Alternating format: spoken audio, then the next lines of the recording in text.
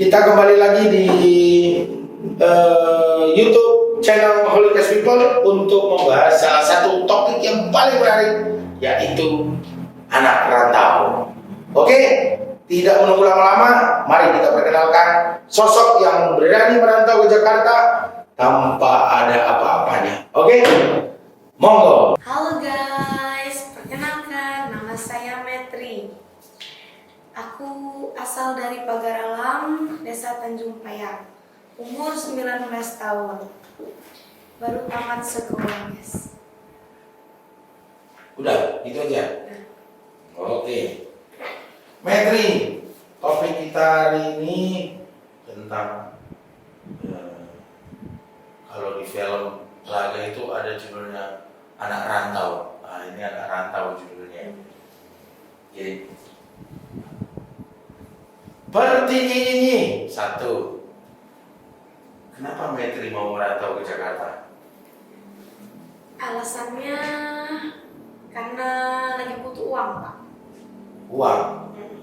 Kalau uang kan bisa aja, mau di kampung, mau di kota sama aja. Beda. Bedanya apa? Kalau di kampung cuma gajinya juga kecil, Pak. Mau kecil besar itu kan tergantung bagaimana kamu bekerja, bukan bagaimana kamu mendapatkan uangnya. Oke? Pertanyaannya, kenapa harus Jakarta? Cari pengalaman di kota besar. Cari pengalaman di kota besar, paling kayaknya besar deh, gak perlu harus di ibu kota. Enggak, gini deh, kenapa kamu harus ke Jakarta? Karena di Jakarta ada pekerjaan, Pak. Duh. Ini parah ini pertanyaannya sama menjawabnya.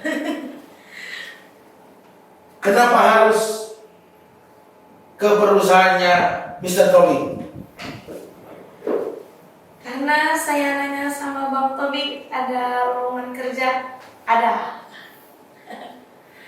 Emang yang segitu banyaknya TikTok, nggak ada kamu tanya? Enggak. Loh, kenapa kamu harus tanya saya? Karena Bang Tobing ini Sultan. Oh, saya bukan sultan ya guys. Ini perlu diklarifikasi. Saya bukan sultan. Metri ini berulang-ulang meminta untuk datang ke Jakarta. Berulang-ulang. Pertanyaannya, posisi kamu tiba di Jakarta kemarin kemana sih? Ke Jakarta Timur. Iya. Itu dengan siapa? Itu orang daerah kami juga.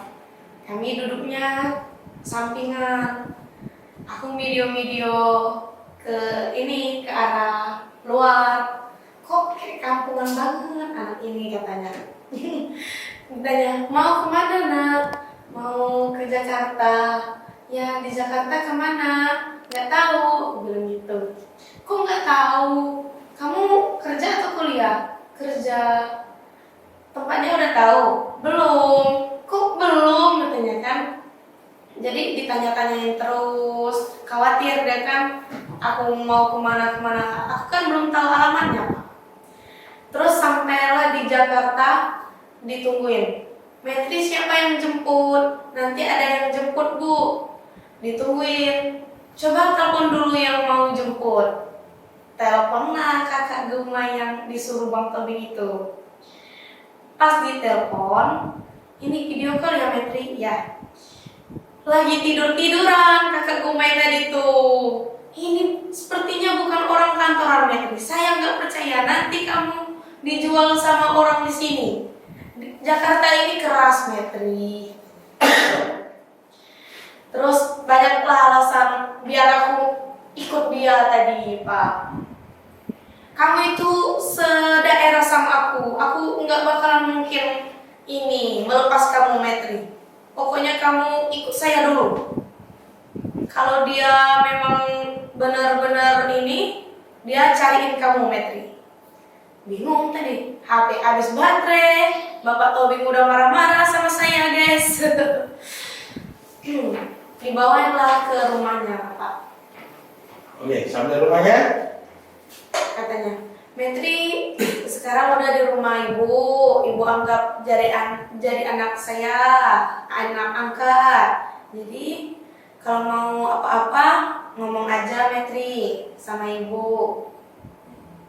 Terus aku kan ke Jakarta mau bekerja, Bu, bukan jadi anak angkat. Aku ngomong gitu kan. Iya Metri, soalnya Metri ini lulusan SMA, susah cari kerja katanya kan. Oh, nanti kalau belum ada kerjaan katanya, saya pulangin dulu Metri ke Palembang. Nah, ketemu di bandara, ketemu di pesawat, ngobrol-ngobrol, akhirnya underestimate kepada orang satu kampung Metri yang namanya Bang Brende. Tiba-tiba Metri ikut dengan seseorang yang satu kampungnya informasinya, lalu informasinya itu saudara dari bapak, bekerja di salah satu badan pemerintahan dan lain-lain, bla bla bla ya. So, tiba-tiba keluarga Metri telepon dan bilang Metri mau kembali ke kantor saya. Kok tiba-tiba ibu itu kasih kamu keluar, kenapa? Ini alasannya aku suruh teman Ayu aku, kakak aku, ngaku sebagai sepupu aku, sepupu dari sepupu aku. Tuh. Kalau itu nggak dikasihnya keluar dari rumah itu, harus langsung dipulangin ke kampung, Pak. Oke. Dia benar-benar mau pengen aku tuh sama mungkin dari pikirannya tadi kan. Kenapa segitu parnonya seorang ibu yang kamu kenal di pesawat yang tidak kamu kenal juga, tiba-tiba berpikir bahwa Metri akan dijual? Karena Metri nggak tahu alamat.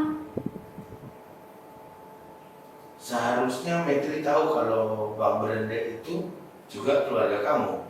Belum tahu aku kemarin. Iya, intinya dia orang Pagar Alam. Nah, kalau benar ibu itu orang Pagar Alam, masa dia nggak kenal orang Pagar Alam? Dia orang Palembang. Oh, berarti bohong-bohong dong jadi keluarga. Disuruhnya itu. Oke. Biar aku tadi katanya selamat. Kamu saya selamatkan dari itu kan? Enggak Bu, bapak itu pengacara, buka aja di Google. Terus dibukanya di Google. Nanti ini sugar daddy, nanti kamu dijual. Waduh. Guys, Mukanya kayak sugar daddy katanya guys. parah. Gitu ya. Dia itu menilai dari ini Pak. Kenapa dia harus ngongkosin kamu? Gitu. Karena aku nggak punya uang Bu, aku bilang gitu. Gini. Di balik kebaikan itu ada apa-apa Metri. Oh, Kamu ya. polos banget. Oke. Setuju saya. Cara berpikir ibu itu saya setuju. Tapi ibu itu kalau punya agama harusnya dia berpikirnya secara agama ya. Bahwa tidak semua orang di Jakarta yang mau berbuat baik itu harus menerima imbalan. Enggak. Artinya selagi orang itu niatannya membantu, sebenarnya rezeki sudah ada yang ngatur. Jadi kalau dia punya agama harusnya berpikirnya lebih ke arah positif. Nah, cerita kamu dibeliin tiket ya karena kamunya juga telepon si Yaya yang sudah nangis-nangis kanan kiri kamu jejer, yang berujung harus saya minta orang saya untuk beli tiket. Jadi sebenarnya kalau ibu itu tahu historinya, rasanya nggak akan mungkin dia berpikir negatif tentang saya. Dan kalau dia sempat bilang saya sugar daddy guys, ya mungkin dia matanya harus pakai kacamata baca kayaknya. Gitu. Oke. Apa sih yang disampaikan sama orang tua Metri ketika Metri mau berangkat ke Jakarta? Ibu aku kan pertamanya nggak nyuruh Pak. Biasalah kan. takut, soalnya aku di Palembang dulu aja juga takut gitu awal-awal gara-gara apa pengalaman sakit kemarin, jadi memberanikan diri kan. Bapakku juga dukung, dia bilang bapak aja yang ngantar nak, tapi kan bapak aku kalau naik mobil mabuk pak. Ya udahlah, aku kejamkan diri untuk berangkat sendiri, kata bapak aku.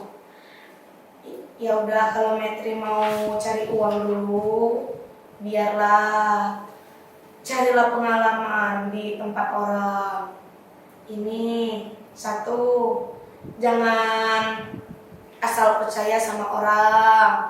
Terus dua, harus sopan-sopan, harus jaga attitude. Nanti orang tersinggung gara-gara aku gitu, kata bapakku. Harus dirubah kalau udah merantau, jangan seperti di pagar alam. Oke Metri, kamu kenal seorang Tobing itu kayak apa sampai hari ini? Supaya orang-orang di pagar alam, orang-orang ibu-ibu yang kamu kenal di pesawat itu tahu sosok Tobing itu seperti apa. Orangnya baik guys, benar-benar mengasih pekerjaan. Terus kosnya dibayarin guys. Tuh, jangan ngomong materi, ya. Ngomongnya itu seperti apa kamu lihat seorang Tobing sampai hari ini kamu bekerja di kantor saya. Baik. Selain itu, ya. Bapak jarang di kantor. Gitu ya. Sip. Jadi ada nggak yang kamu harus bilang ke teman-teman kamu di pagar alam, di Palembang, termasuk ibu yang membawa kamu dari bandara sampai ke rumahnya hingga kamu balik lagi ke kantor saya? Tolong sampaikan dulu. Ini guys, Bapak Tobing itu orangnya baik. Awalnya kan aku minta kerjaan, terus dikasihnya, diungkusin juga. Dia emang benar-benar membantu guys, tanpa pamrih. Untuk ibu, mungkin ibu salah paham, karena mungkin khawatir untuk keselamatan Metri, karena katanya dia juga punya anak perempuan.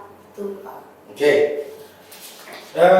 Baik, itu tergantung Metri, bukan karena ada sesuatu, ada apa atau ada di balik apa, enggak, itu jawabannya. Yang pasti Metri datang karena Metri berulang-ulang meminta ke saya untuk bisa datang ke Jakarta, baik itu di TikTok maupun lewat orang, gitu ya. Jadi supaya pemahaman ini semua sama, bahwa kedatangan Metri ke Jakarta itu memang benar saya fasilitasi, sampai hari ini dia bekerja di kantor. Oke Metri, rasanya sih semua pesan-pesannya udah ya? Udah belum? Udah cukup. Udah ya. Jadi Metri ini sosok perempuan dari pagar alam yang modal nekat datang ke ibu kota untuk mencoba melawan kerasnya ibu kota. Mudah-mudahan Metri bisa mencapai cita-citanya sesuai dengan yang diharapkan ya. Dan semua kesempatan, baik itu di kantor saya ataupun di luar, itu pasti terbuka untuk Metri. Jadi besar harapan saya Metri bisa bekerja terus mengeksplor apapun yang ada di kantor saya ya. Jadi Metri bisa menunjukkan bahwa seorang anak desa dari desa pagar alam bisa sukses di ibu kota. Cocok nggak? Cocok. Ya, jadi buat teman-teman yang ada di sana, harapannya tidak memberikan sesuatu opini yang sifatnya negatif terkait dengan Metri ada di mana, karena Metrinya dalam keadaan sehat walafiat, tidak tergores sedikit pun dan tidak tersentuh ya. Iya. Oke. Jadi kesimpulannya hari ini apapun yang Anda lakukan, apapun tujuan Anda untuk melangkah menuju atau mencapai cita-cita, jangan pernah pantang mundur, karena apa yang Anda raih saat ini untuk ke depan itu menentukan langkah Anda selanjutnya. Oke, terima kasih buat semua Holy Cast people. Jangan lupa subscribe, like, share, dan komen YouTube ini, dan jangan lupa follow IG di bawah ini beserta Facebook, YouTube, IG-nya Metri, IG-nya Lovem, IG-nya MI, semuanya ada di bawah ini nanti. Oke? Thank you and God bless you.